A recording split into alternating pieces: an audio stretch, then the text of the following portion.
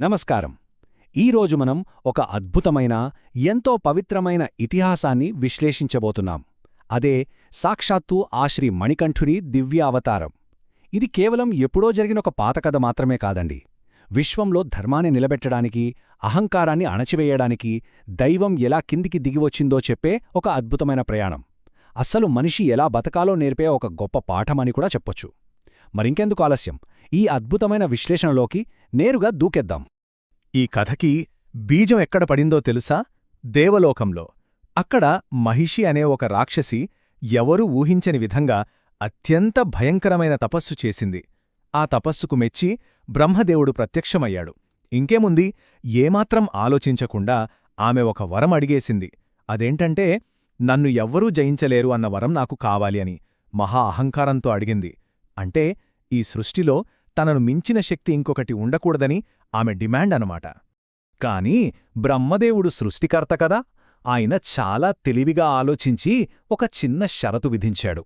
శివుడు మరియు మహావిష్ణువు ఈ ఇద్దరి కలయికతో పుట్టే కుమారుడు మాత్రమే ఆమెను సంహరించగలడు అని వరమిచ్చాడు. ఇది వినగానే మహిషికి భలే నవ్వొచ్చింది. ఎందుకంటే ఇద్దరు పురుషదేవుళ్ల కలయిక అనేది అసాధ్యం అని ఆమెకొక గుడ్డి నమ్మకం. ఇక నన్ను చంపేవాడే లేడు అన్న అహంకారంతో ఆమె దేవలోకాన్ని, భూమిని అల్లకల్లోలం చేయడం మొదలుపెట్టింది. యజ్ఞాలు ఆగిపోయాయి, మునులంతా భయంతో వణికిపోయారు. ఒక్క మాటలో చెప్పాలంటే సృష్టి అంతా గందరగోళంగా మారిపోయింది. సరిగ్గా ఇక్కడే మనం ఒక ఆసక్తికరమైన పాయింట్ గమనించాలి. ధర్మానికి ముప్పు వచ్చినప్పుడు దైవం ఏదో ఒక రూపంలో ఖచ్చితంగా ఎంటరవుతుంది. దేవతల మొరవిన్న మహావిష్ణువు ఎంతో అందమైన మోహిని రూపాన్నెత్తాడు. ఆ మోహిని పరమశివుల పవిత్ర కలయికతో ఒక అపారమైన తేజస్సున్న దివ్య శిశువు జన్మించాడు. ఆ శిశువే మన హరిహరసుతుడు. దేవుళ్లంతా ఆ బాలుడిని ఆశీర్వదించి, వెళ్ళు నాయనా, భూమిమీద ధర్మాన్ని మళ్లీ నిలబెట్టు అని ఒక ప్రత్యేకమైన బాధ్యతను అప్పగించి కిందకు పంపించారు. మరి ఆ దివ్య శిశువు భూమిమీద ఎలా పెరిగాడు?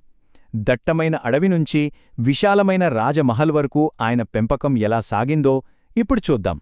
పాంఢళమనే ఒక అందమైన రాజ్యం. రాజశేఖరుడు అనే ఒక గొప్ప రాజు ఆ రాజ్యాన్ని పాలిస్తున్నాడు. ఆయన ఎంతో ధర్మపరుడు. కాని పాపం, పిల్లలు లేరు. ఒకరోజు రాజుగారు వేటకోసం అడవికి వెళ్ళినప్పుడు నది ఒడ్డున ఒక పసికందు ఏడుపు వినిపించింది. పరుగెత్తుకుంటూ దగ్గరికి వెళ్లి చూస్తే ఆ బిడ్డ మెడలో ఒక ప్రకాశవంతమైన మణిగంట ఉంది. దేవుడే తన ప్రార్థనలు విని ఈ బిడ్డను వరంగా ఇచ్చాడని రాజుగారు ఎంతో మురిసిపోయారు. ఆ గంట కారణంగానే ఆ బాలుడికి మణికంఠుడు అని పేరు పెట్టారు. ఇంకేముంది, ఆ చిన్నారి రాకతో ఆ రాజ్యమంతా పండగ వాతావరణం నెలకొంది. రోజులు గడుస్తున్నాయి. మణికంఠుడు పెరిగి పెద్దవాడవుతున్నాడు. కాని ఆయన మామూలు కుర్రాడు కాదు సుమా. చదువులో కాని, కత్తిసాములో కాని ఆయన ప్రతిభ అసాధారణం. ఇదంతా ఒక ఎత్తైతే గురుకులంలో జరిగిన ఒక అద్భుతం అందరినీ ఆశ్చర్యానికి గురిచేసింది. పుట్టుకతోనే మాటలు రాని తన గురువుగారి కొడుకు తలమీద మణికంఠుడు అలా ప్రేమగా చెయ్యి వేయగానే ఆ బాలుడు గబగబా మాట్లాడటం మొదలుపెట్టాడు. ఆ ఒక్క స్పర్శతో అందరికీ ఒక విషయం అర్థమైపోయింది. ఈ బాలుడేదా మామూలు యువరాజు కాదు, సాక్షాత్తు దైవాంశ సంభూతుడని. కాని వెలుగు ఉన్న చోటే చీకటి కూడా ఉంటుందంటారు కదా. రాణిగారి మనసులో అసూయ పుట్టింది. మరి ఆ ద్రోహం, ఆ కుట్ర ఎలా జరిగిందో తెలుసుకుందాం. అసలు ఏం జరిగిందంటే, మణికంఠుణ్ణి రాజుని చెయ్యటం రాణిగారికి ఏమాత్రం ఇష్టం లేదు. తన సొంత కొడుకే సింహాసనం ఎక్కాలనే స్వార్థంతో ఆమొక క్రూరమైన పథకం పన్నింది. ముందుగా తనకేదో తీవ్రమైన జబ్బొచ్చినట్టు దొంగనాటకమాడింది. ఆ తర్వాత కొందరు వైద్యులతో చేతులు కలిపి పులిపాలు తీసుకొస్తేనే ఈ జబ్బు తగ్గుతుంది, వేరే మందులేదు అని రాజుగారితో చెప్పేచ్చింది. పులిపాలు తీసుకురావడం అనేది మనిషికి అసాధ్యం కదా. ఆ నెపంతో మణికంఠుణ్ణి అడవికి పంపిస్తే ఇక వాడు తిరిగిరాడు అన్నదే ఆమె ప్లాన్. ఈ విషయం వినగానే రాజుగారు గుండె పగిలేలా ఏడ్చారు. కానీ మన మణికంఠుడు మాత్రం ఏమాత్రం కంగారుపడలేదు. చాలా ప్రశాంతంగా, నాన్నగారు నేను తీసుకొస్తాన్లే అని చెప్పి ఆ భయంకరమైన అడవిలోకి ఒంటరిగా బయలుదేరాడు.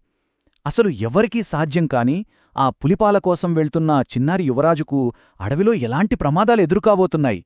ఈ ఆలోచనే మనకి ఒళ్ళు గగురుపొడిచేలా చేస్తుంది గదూ.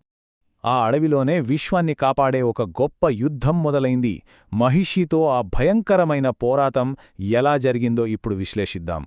దట్టమైన ఆ అడవిలో మణికంఠుడికి పులుల కంటే 100 రెట్లు ప్రమాదకరమైన ఒక శక్తి ఎదురైంది. అదే దేవలోకాన్ని గడగడలాడిస్తున్న మహిషి. అసలు ఆమెను సంహరించడానికే కదా స్వామివారు పుట్టింది.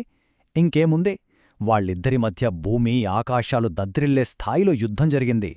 ఫైనల్గా హరిహరసుతుని చేతిలో మహిషి అంతమైంది. కాని ఇక్కడే మనం ఒక అద్భుతమైన తాత్విక కోణాన్ని గమనించాలి. స్వామి చేసింది కేవలం ఒక రాక్షసిని చంపడం మాత్రమే కాదు, అది ఒక శాప విమోచనం. చనిపోగానే ఆ మహిషి తన అసలు రూపమైన అందమైన దేవకన్యగా మారిపోయింది. తన తప్పు తెలుసుకుని, స్వామి, మీ వల్ల నాకు విముక్తి దొరికింది అని నమస్కరించి స్వర్గానికి వెళ్ళిపోయింది. చూశారా, దైవమిచ్చే శిక్షలో కూడా ఒక రక్షణ ఉంటుందని ఇది మనకు ప్రూవ్ చేస్తోంది. ఇక అటు పాండాళం రాజ్యంలో చూస్తే మణికంఠుడు ఏమయ్యాడో అని అందరూ ఆందోళనగా ఎదురుచూస్తున్నారు. సరిగ్గా అప్పుడే ఒక ఆశ్చర్యకరమైన దృశ్యం. మణికంఠుడు అడవిలోంచి దర్జాగా తిరిగి వస్తున్నాడు. అది ఒక క్రూరమైన పెద్ద పులిమీద కూర్చొని. దానికి తోడు ఆయన వెనుక వందలాది పులులు ఒక సైన్యంలాగా వస్తున్నాయి. ఆ అద్భుతాన్ని చూసి ప్రజలందరూ స్థాణువులైపోయారు. అది చూశాక రాణిగారిక్కూడా జ్ఞానోదయమైంది. కన్నీళ్లు పెట్టుకుంటూ స్వామి పాదాలపై పడి క్షమాపణ కోరుకుంది. తన అవతార లక్ష్యం పూర్తయ్యాక స్వామివారు తన అసలు స్వరూపాన్ని ప్రపంచానికి పరిచయం చేశారు. ఆ తర్వాత ఆయన ఇచ్చిన శబరిమల సందేశం, దాని వెనుక ఉన్న శాశ్వతమైన ఉపదేశం ఏమిటంటే, నేను హరిహర సుతుడిని, భూమిమీద ధర్మాన్ని నిలబెట్టాలన్న నా లక్ష్యం పూర్తయింది అని చెప్పి తాను ఇకపైన శబరిమల పర్వతం మీద కొలువై ఉంటానని ఆయన మానవాళికి ప్రకటించారు.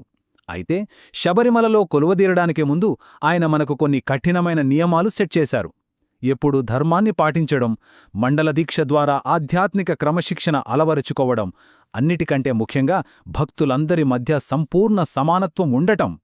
ఇవి కేవలం శరీరాన్ని మాత్రమే కాదు, మన మనసును కూడా పవిత్రంగా ఉంచుకోవడానికి ఆయన ఏర్పాటు చేసిన నియమాలు. అసలు ఈ విశ్లేషణ మొత్తంలో మనం హైలైట్ చేసుకోవాల్సిన పాయింట్ ఇదేనండి.